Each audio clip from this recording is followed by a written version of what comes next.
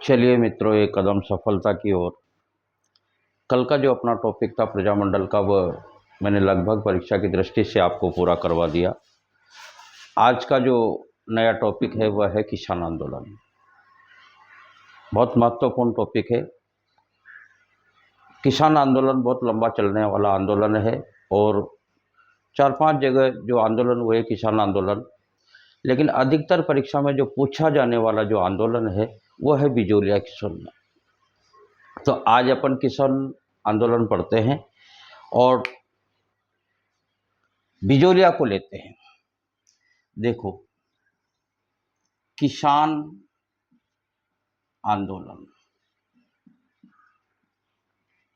कोई भी जब आंदोलन होता है तो उसकी कोई ना कोई वजह व या कारण होते हैं। या तो आपका कोई शोषण कर रहा है, आपके ऊपर कोई ना कोई अत्याचार हो रहा है, या कोई ऐसी वजह है, दबाव बनाया जा रहा है, इस वजह से आंदोलन किया जाता है। तो इन जो किसान आंदोलन है इसकी भी जो वजह है वो मेन वजह है टैक्स,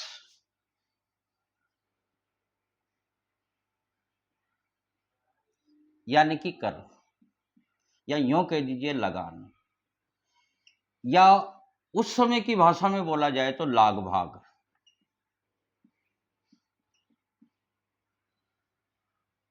किसानों पर देखो, टैक्स कहां से लगा?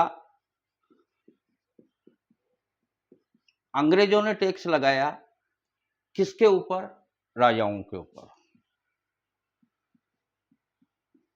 राजाओं ने टैक्स किसके ऊपर लगाया?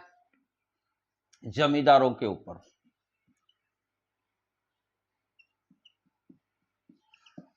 और ये जमींदार या जो ठिकानेदार हुआ करते थे, इन्होंने लगाया किसानों के ऊपर।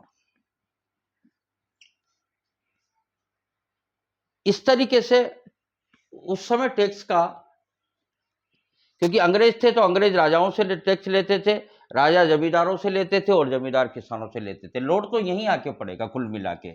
इस तरीके से बिजोलिया में, यानी कि वहां के किसानों पर टैक्स लगता था लग 84 प्रकार के टैक्स। अब बताओ आप, 84 प्रकार का टैक्स काश्तकार कैसे चुकाएगा? और भारत का, यूं मान लो राजस्थान का नहीं, भारत का सबसे लंबा चलने वाला जो किसान आंदोलन है वह बिजोलिया किसान आंदोलन है। लगभग ये चला 44 साल तक, 44 वर्ष तक। ये अपन इसको चरण में पढ़ेंगे, 3 चरणों में पढ़ेंगे, क्योंकि ये 1897 से चालू हुआ तो लगभग ये 41 तक चला। इसके अपन 3 चरण कर लेंगे और तीनों चरणों में अपन एक एक जो क्रम इसका बनता है उस क्रम के हिसाब से बनते हैं। तो जो मेन जो कर हुआ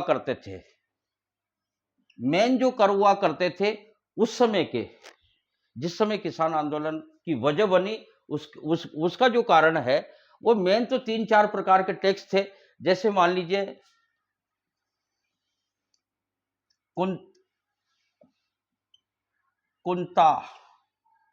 कुंता का मतलब ये होता है, जैसे पहले जो रसोई वसोई करते थे तो उससे पहले कूटा करते थे। कूटा, भाई इतना अपन आदमी को रखेंगे, जैसे 8 पूड़ी, या उस समय शीरा बनाया जाता था जिसको लापसी कहा जाता है, या नुक्ती लड्डू, या जैसे मान लीजिए कि भाई 5 लड्डू एक आदमी के लिए रखने हैं और 10 पूड़ी रखनी है, इस तरीके से उसको कोता कहते हैं। तो कोता का मतलब ये होता है लगभग। यूं मान लीजिए आप एक तरीके से, जैसे खड़ी फसल है, खड़ी फसल पे कि भैया ये फसल है, इसमें तेरे इतना हो जाएगा, 2 बोरी, 5 बोरी, 10 बोरी, तो 5 बोरी भेज देना। यानी कि ये खड़ी फसल पर लगने वाला है। खड़ी फसल का कोता हो जाता था कि भैया तेरे 10 बोरी निकल आएगी, 5 बोरी भेज देना, बस बात यह है। दूसरा था लाटा। लाटा कर का मतलब होता है 50-50, जो भी होगा उसमें से 50 तेरा, 50 हमारा। तीसरा है मुख्य जो कर था चौरी। चौरी कर लगता है शादी में से। चौरी का मतलब ही शादी होता है। पुत्री की शादी पे, लड़की की शादी पे टैक्स लगेगा। कितना लगेगा ये अभी अपन पढ़ेंगे। और चौथा जो कर है वह है तलवार बंधाई। तलवार बंधाई का मतलब ये होता है जैसे कोई भी राजा की मृत्यु हो जाती है, ठिकानेदार की मृत्यु हो जाती है, तो उसकी जगह उसका लड़का जो उत्तराधिकारी बनेगा, एक तरीके से उत्तराधिकारी टैक्स हुआ ये। तो जब उसके तलवार बंधाई होगी उसके पंडितों के द्वारा या उसके बुजुर्गों के द्वारा या वहां की जो ज्यादा समुदाय जिस जाति का होता है उसके द्वारा तलवार बंधाई की जाती है, तो उसका टैक्स जनता को देना पड़ता था। तो हालांकि ये जो टैक्स हमारे राजपूतों में चलता नहीं था, राजपूतों ने ये प्रथा मुगलों से ली है। हाँ, ये प्रथा मुगलों में चलती थी। राजपूतों ने केवल कमाई की दृष्टि से ये चीज उन्होंने मुगलों से ली है कि एक इनकम का स्रोत कहने का मतलब हो जाएगा। तो जोधपुर के महाराजा अजीत सिंह ने भी इसको हुक्मनामा इस नाम से इसको ज्यादा, जयपुर और उदयपुर में इसको नजराना बोलते थे। नजराना, इस तरीके से ये टैक्स थे। इसके अलावा भी बहुत सारे टैक्स हैं। देखो, हालांकि सारे टैक्स तो अगर मैं 84 प्रकार के टैक्स लगा दूं तो वीडियो पूरा इसी में ही हो जाएगा। जैसे मान लो खींचना, ये सेना खर्च पर होता था। सेना का जो भी खर्चा होता था वो इस पर होता था। कमठा लाग, ये गढ़ के निर्माण पे होता था। अगर जैसे मान लो गढ़ का निर्माण करवाया या जीर्णोद्वार करवाया तो उसके लिए भी ये कमठा लाग हो जाता। कासा लाग, कासा का मतलब होता है भोजन एक तरीके से। जैसे मान लो दरबार के कोई मेहमान आए, कोई बड़ा आयोजन हुआ, तो उन जमींदारों को जो निचले ठिकानेदार होते थे, जमींदार होते थे, उनको कम से कम 25 पत्तल का खर्चा उनको देना पड़ता था। तो जैसे मान लीजिए कोटा रियासत है, बूंदी रियासत है, जोधपुर रियासत है, कोई बड़ी रियासत है, उसमें के जैसे मान लो 100 मेहमान आ रहे हैं, तो 4 जो जागीरें हैं, तो उन 4 जागीरदारों के ठिकानेदारों को उनको 25-25 पत्तल का खर्चा भेजना पड़ता था। इस तरीके से इसको कासा लाग बोलते हैं। और जैसे मान लीजिए वो अधिकतर विवाहों पे होती है या कोई बड़ा आयोजन होता है, जैसे मान लो राजा महाराजाओं की बच्चियों की शादी हुई, बच्चों की शादी हुई, तो उसमें इस तरीके से ठिकानेदार 25-25 पत्तल की व्यवस्था अपनी तरफ से वह करते थे। चूड़ा लाग, चूड़ा लाग का मतलब यह होता है जैसे ठकुराइन को नया चूड़ा पहनाना है तो उसका खर्चा भी कहने का मतलब काश्तकारों को या वहां की जनता को देना पड़ता था। चूड़ा लाग है। इधर पावना लाग है। मेहमान अगर आए तो दरबार के अगर मेहमान आए तो प्रति 1 रुपया काश्तकारों को देना पड़ता था। ये व्यवस्था थी। राम राम लाग, इस तरीके की बहुत सारी लागे हैं जो 24 प्रकार के लागे। और सबसे मोस्ट देखी जाए तो वह है बेगार प्रथा।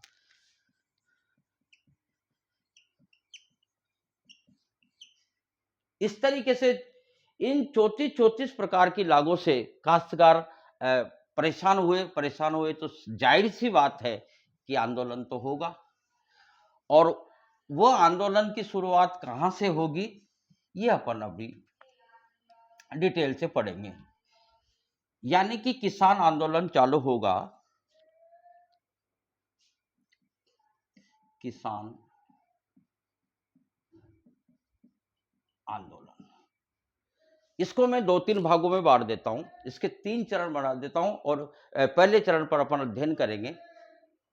पहला चरण 1897 से चलेगा, लगभग 15 मान लो आप, 14-15 मान लो, 15-16 मान लो, है ना। उसके बाद में दूसरा जो चरण चलेगा वो 15 के बाद चलेगा, तो 1915 से 23 तक। और 23 से लेके 41 तक ये आपका तीसरा चरण रहेगा। इस तरीके से बिजोलिया किसान आंदोलन 3 चरणों में चलता है। सबका अलग अलग नेतृत्व होगा। यहाँ साधु सीताराम करेंगे, यहाँ अलग करेंगे, यहाँ अलग करेंगे। सबका अलग अलग जैसे जैसे आते जाएंगे जैसे मान लो इस पे विजय सिंह पथिक आ जाएंगे, इस पे बहुत सारे आ जाएंगे, इसमें राम नारायण चौधरी, माणिक्य लाल वर्मा और उनकी पत्नी, इस तरीके से अलग अलग तरीके से नेतृत्व करेंगे। यहां 1897 से 15 तक का पहला चरण अपन ले लेते हैं। देखो यहां पड़ता है बिजोलिया। आराम से समझना आप, क्योंकि बिजोलिया किसान आंदोलन से जरूर, चाहे कोई सी भी परीक्षा हो, हर परीक्षा में क्वेश्चन उठाया जाता है। बिजोलिया किसान आंदोलन ये पड़ता है भीलवाड़ा में,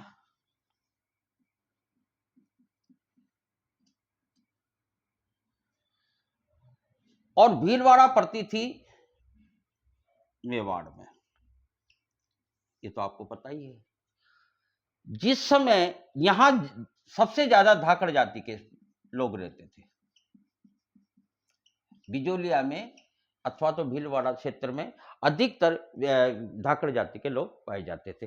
बिजोलिया की जो जागीर थी वो प्रथम श्रेणी की जागीर थी, प्रथम श्रेणी की जागीर। 3 श्रेणियों में हमें बांट रखा था, फर्स्ट श्रेणी, सेकंड श्रेणी, थर्ड श्रेणी। प्रथम श्रेणी की जागीर हुआ करती थी, राजा उसका सम्मान करता था, उस जागीरदार का भी सम्मान करता था, क्योंकि उसके पास बहुत सारी फौजें, बहुत सारा वो टैक्स देता था, तो कहने का मतलब उसका सम्मान करता था। सेकंड वाले का उससे कम सम्मान करता था। और जो तीसरी श्रेणी की जो जागीर होती थी उसकी वो एक ठिकानेदार के, हाँ भाई हाँ, जैसे मान लो दरबार में आ गया, हाँ आ गया, ठीक है, कोई बात नहीं। इस तरीके से कहने का मतलब इस जागीर की, प्रथम श्रेणी की जागीर की बड़ी इज्जत हुआ करते थे। वो प्रथम श्रेणी की जो जागीर के जागीरदार होते थे उनको सामंत या राव कहा जाता था, सामंत अथवा राव, ये एक उपाधियां हैं। राव का मतलब वो राव नहीं है, ये उपाधि है। अब उस समय, जिस समय किसान आंदोलन वाली बात है, हुआ क्या है मैं बताऊं आपको कि सांगा के समय लगभग सभी ने साथ दिया था। महाराणा सांगा के समय खानवा के युद्ध में, आपको पता है, शायद अपन ने खानवा का युद्ध पढ़ाएंगे भी, पर खानवा युद्ध के समय लगभग सभी राजाओं ने साथ दिया था। तो यूपी से एक व्यक्ति आया था, अशोक परमार, अशोक परमार। ये इसने सांगा का साथ दिया था, और सांगा का साथ देने की वजह से सांगा ने खुश होकर इसको बिजोलिया की जागीर दे दी, इसको बिजोलिया की जागीर दे दी। किसको? अशोक परमार को। अब होता क्या है, जिस समय बिजोलिया में किसान आंदोलन हुआ, उस समय मेवाड़ के महाराणा थे महाराणा फतेह सिंह, क्योंकि यहाँ के महाराणा लगता है, ये तो आपको पता है, महाराणा फतेह सिंह।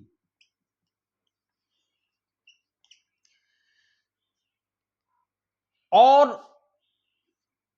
वहां का जो जागीरदार था वो था किशन सिंह या कृष्ण सिंह। ये बात भी आपको याद रखनी पड़ेगी।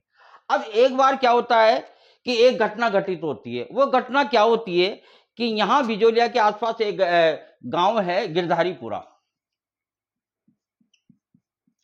गिरधारीपुरा। गिरधारीपुरा में होता क्या है कि गंगाराम जी धाकड़ के पिताजी की मृत्यु हो जाती है। गंगाराम धाकड़ के पिताजी की मृत्यु हो जाती। अब देखो, मृत्यु पर आप जानते हो, मृत्यु भोज के लिए गांव में उस समय कितने लोग, अभी तो खैर मृत्यु भोज बंदी हो गया, सरकार ने भी बंद करवा दिया है, और पर उस समय मृत्यु भोज बहुत जोर शोर से लोग जाते थे।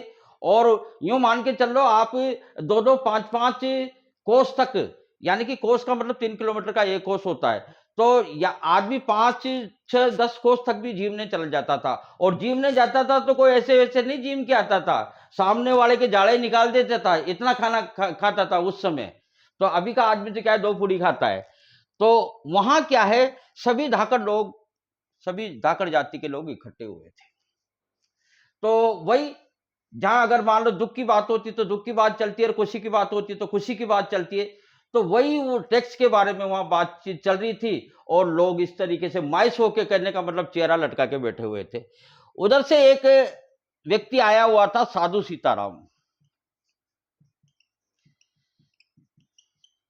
इस साधु सीताराम ने इन लोगों से पूछ लिया कि भाई क्या बात है, कैसे मुंह लटका के आप लोग बैठे हो? भाई आप लोग बैठे कैसे हो? यहाँ आए हो तो कोई हंसी मजाक बातचीत है, कोई ऐसी? उन्होंने कहा क्या कहे, आप तो साधु लोग हो महाराज जी, आपसे क्या कहे क्या नहीं कहे। 84 प्रकार के टैक्स तो लगे हुए हैं, अब बताओ हम क्या करें क्या नहीं करें, इतनी तो फसल नहीं होती जितने ज्यादा हमें टैक्स देने पड़ते हैं। तो साधु सीताराम ने यह कहा कि आप एक बात का पहले यह तो निर्णय करो कि ये टैक्स लगा कौन रहा है आपके ऊपर। भाई महाराणा फतेह सिंह लगा रहे हैं या ये कृष्ण सिंह आपका जागीरदारी लगा रहा है? ओ, वहां के लोगों ने सोचा कि यार बात तो सही कहा साधु सीताराम जी ने, कि ऐसा नहीं हो कि वहां से तो, मतलब कहने का मतलब केंद्र से तो टैक्स ही नहीं हो और ये राज्य अपने ऊपर टैक्स ले रहा है। कहने का मतलब जागीरदार जो किशन सिंह है वो अपन से जबरदस्ती टैक्स ले रहा हो और महाराणा ने अपन के ऊपर टैक्स थोप ही नहीं रखा हो, ये जबरदस्ती ले रखा हो। ये बात इसके समझ में आई। तो क्या किया जाए कि आप कुछ लोग वहां जाओ महाराणा के पास में और उनसे कहो कि महाराणा साहब ये बात है और हमारे ऊपर इतने प्रकार के टैक्स हैं। तो कहने का मतलब दो व्यक्तियों को तैयार किया जाता है। वैसे तो क्या है, महाराणा के पास जाने की हिम्मत आम आदमी की तो होती नहीं। जैसे मान लीजिए अभी किसी को रिपोर्ट करानी है और आपसे कहते कि एसपी ऑफिस जाना है, तो एसपी ऑफिस जाने के लिए कोई भी व्यक्ति अचानक कैसे तैयार हो जाएगा, डर सा लगेगा। इसलिए महाराणा के दरबार में जाना कोई आम बात तो नहीं थी। तो दो व्यक्ति जो बुजुर्ग व्यक्ति थे, समझदार व्यक्ति थे, पटेल लोग थे, तो उन लोगों को तैयार किया और उनके नाम है नानजी पटेल और ठाकरी पटेल। इन दो व्यक्तियों को तैयार किया और ये दोनों गए कहां पे? मेवाड़ महाराणा के पास में। मेवाड़ महाराणा के पास में गए तो 6 महीने तो इनको वहां वैसे ही लग गए। अब हमारा नंबर आएगा, अब हमारा नंबर आएगा, अब नंबर। वास्तव में इनका नंबर नहीं आया और इन्होंने क्या किया, एक पर्ची बना के एक एप्लीकेशन देके और महाराणा के ऑफिस में जो वहां लोग बैठते थे उसको दिया। एक दो दिन बाद महाराणा की नजर पड़ी होगी कि भाई बिजोलिया से कोई काश्तकार आए थे और इस तरह की एप्लीकेशन या पर्ची देके गए, शिकायत देके गए। जैसे ही महाराणा को पता चला, महाराणा ने एक व्यक्ति को भेजा। महाराणा ने एक व्यक्ति को भेजा कि भाई वास्तव में बात क्या है, बात का पता तो लगाना चाहिए। तो महाराणा ने जिस व्यक्ति को भेजा उसका नाम है हामिद हुसैन। हामिद हामिद हुसैन। हामिद हुसैन किसके पास जाएगा? कृष्ण सिंह के पास जाएगा। सीधी सी बात है, जागीरदार यही है यहाँ का, बिजोलिया का। हामिद हुसैन ने कहा भाई कृष्ण सिंह तेरे प्रति शिकायतें, तेरी शिकायतें आ रही है, एप्लीकेशन आई है और तो इस तरीके के काश्तकारों को परेशान कर रहा है। कृष्ण सिंह ने पूछा भैया कौन कौन है, नाम बता। हाँ कि ऐसे ही है, नानजी पटेल, ठाकरी पटेल, ऐसे ही नाम, दो चार नाम है। उसने अच्छा, तो मतलब मेरी शिकायत हो रही है वहां पे। अब क्या होता है कि ठीक है, उसको तो समझा बुझा के भेज दिया और उसको समझा बुझाने के बाद में कृष्ण सिंह को आया गुस्सा। अब साहब कृष्ण सिंह क्या करता है, कृष्ण सिंह सीधा इनके ऊपर एक टैक्स और लगा देता है। अब 84 प्रकार के नहीं बल्कि एक नया 85 प्रकार का टैक्स लगा दिया, वह है चमड़ी कर। और वह भी कितने? डायरेक्ट 5 रुपए। अब बताओ उस जमाने में 5 रुपए, यानी कि मैं बात कब की कर रहा हूं? 1897 की। अरे 1900 मान लो आप। अभी वर्तमान में कितने चल रहे हैं? 23, यानी 223 साल पहले, 1900, 2000, 123, 223 साल पहले 100-150 साल, 200 साल पहले अगर 5 रुपए की वैल्यूएशन नापी जाए तो आज का 1 लाख रुपया है, सॉरी 5 लाख रुपया है लगभग। 5 लाख रुपए में भी बच्चे की शादी हो जाती है। इस तरीके से कहने का मतलब ये एक नया टैक्स लाके खड़ा कर दिया। मिटा देता हूं इसको।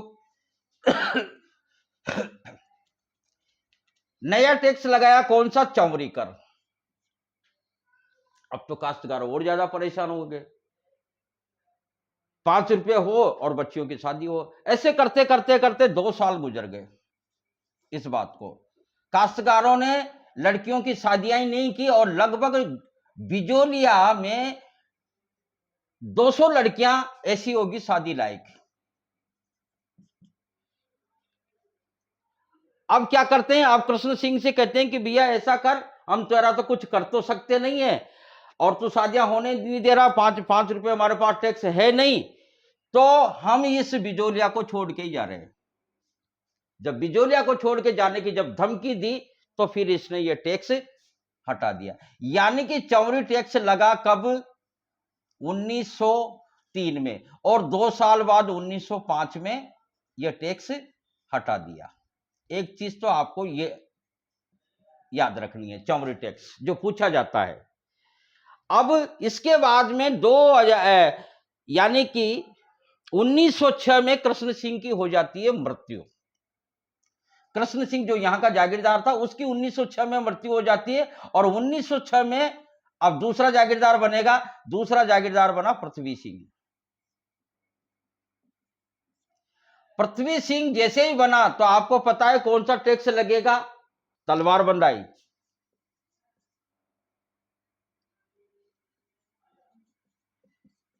ये तलवार बंदाई टैक्स खुसर पुसर होने लगी, खुसर पुसर होने लगी, पर कर भी क्या सकते हैं। धीरे धीरे कुछ लोगों ने विरोध किया, कुछ ने नहीं किया। इस तरीके से कहने का मतलब ये बात धीरे धीरे कहां तक आ गई? 1914 तक। 1914 तक जब ये बात चली तो उधर ऊपर से प्रेशर आया किनका? अंग्रेजों का। अंग्रेजों का प्रेशर आया राजाओं के ऊपर कि भाई हमें आपकी सेना और कुछ खर्चा चाहिए। क्यों? क्योंकि फर्स्ट वर्ल्ड वार 1914 में चालू हो गया था। तो कहने का मतलब आंदोलन तो चलता रहा, लेकिन इसके चलते इस आंदोलन में धीमी गति आई और 1914 में यह प्रथम विश्व युद्ध, प्रथम विश्व युद्ध की शुरुआत हो गई थी और अंग्रेजों ने राजाओं के ऊपर प्रेशर बना दिया था। इस तरीके से पहला चरण तो यह आपका बिजोलिया का यहां खत्म हो जाता है। दूसरा जो चरण चलेगा हमारा वह है 1915 से 1923। तो कहने का मतलब राजस्थान में जो नेतृत्व कर रहा है, राजस्थान के जो किसान आंदोलन का नेतृत्व करता है, वह तो नेतृत्व करता इसका बिजोलिया वाले का साधु सीताराम ही कहा जाएगा। लेकिन अगर भारत के किसान आंदोलन की बात करें तो अपन ये दूसरे चरण में विजय सिंह पथिक इसका नेतृत्व करेंगे। तो विजय सिंह पथिक कौन थे, क्या थे, वह अपन अगले टॉपिक में विशिष्ट रूप से चर्चा करेंगे, क्योंकि सेकंड पार्ट इसका 1915 से 23 तक और 1923 से 1941 तक अपन कल के वीडियो में पढ़ेंगे। धन्यवाद।